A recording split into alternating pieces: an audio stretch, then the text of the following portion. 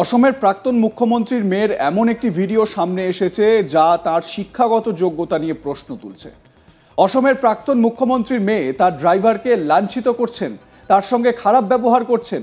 এই নিয়ে একটি ভিডিও সোশ্যাল মিডিয়ায় ভাইরাল হয়েছে ব্যাপক, যেখানে দেখা গেছে অসমের প্রাক্তন মুখ্যমন্ত্রীর মেয়ে নেশাগ্রস্ত অবস্থায় রয়েছেন, আর তারপর তিনি নোংরা ভাষায় গাড়ির চালককে গালিগালাজ করছেন।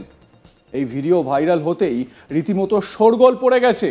ভাইরাল ভিডিওতে দেখা গেছে প্রাক্তন মুখ্যমন্ত্রী প্রফুল্ল কুমার মহন্তের মেয়ের সামনে একজন লোক হাঁটু গেড়ে বসে আছেন, আর তাকে তিনি গালাগালি করছেন এবং একই সঙ্গে তাকে পায়ের চটি খুলে দুমদাম মারছেন।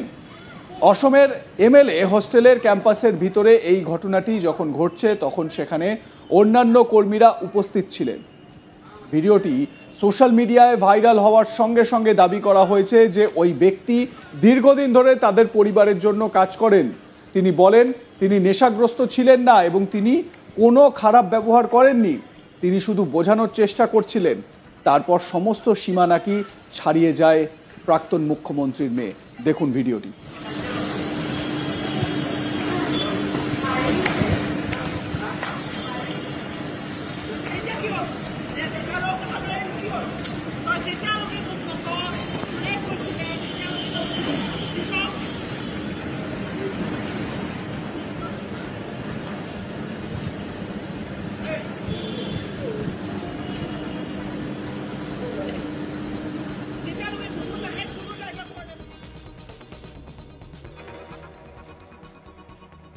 কিন্তু কাউকে কিছু বোঝানোর ভাষা কি এটা হতে পারে, উঠছে সেই প্রশ্ন।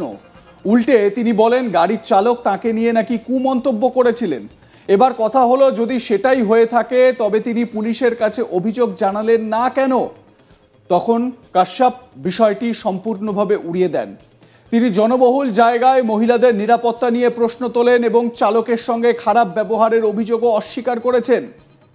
চালক সরকারি কর্মচারী নাকি ব্যক্তিগতভাবে পরিবারের সঙ্গে কাজ করছিলেন তা এখনো স্পষ্ট নয়। তবে অসম গণপরিষদের প্রাক্তন সভাপতি প্রফুল্ল কুমার মহন্ত এখন বিধায়ক নন, তবে তার পরিবারকে বিধায়ক হোস্টেলে থাকতে দেওয়া হয়েছে।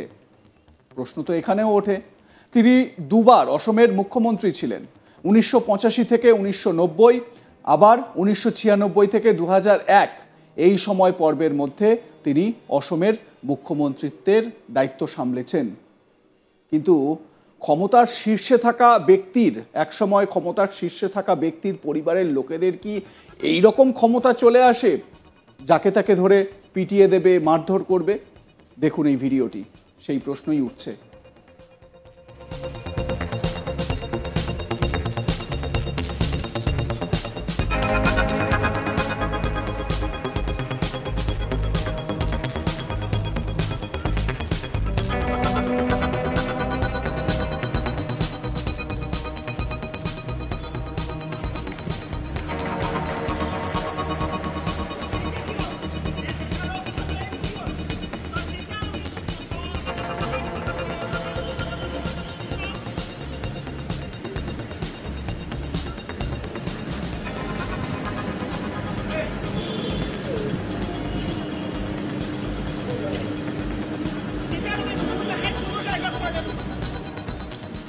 প্রশ্ন হচ্ছে, কি এমন অপরাধ করেছিলেন ওই গাড়ির চালক বা ওই ব্যক্তি যাকে এভাবে মারধর করা হচ্ছে? প্রাক্তন মুখ্যমন্ত্রীর মেয়ে, তিনি জুতো হাতে সেই জুতো দিয়ে পেটাচ্ছেন এবং দূর থেকে দেখে যেটা মনে হচ্ছে ওই ব্যক্তির বয়সও হয়েছে ভালো, কিন্তু একজন বয়স্ক এরকম ব্যক্তিকে মারধর করছেন কিভাবে? তার বিবেকে বাজছে না? যদি সে কোনো অপরাধ করেও থাকে, যদি কোনো গর্হিত অপরাধ করে থাকে, তাহলে তাকে পুলিশের হাতে তুলে দেওয়া হোক, পুলিশ পরবর্তী ব্যবস্থা নিক। এরকমভাবে কার্যত খাপ পঞ্চায়েত বসিয়ে এরকমভাবে নিজেই নিদান দিচ্ছেন, ছি! এটা কিন্তু মানব সমাজে কোনোভাবেই কাম্য নয়।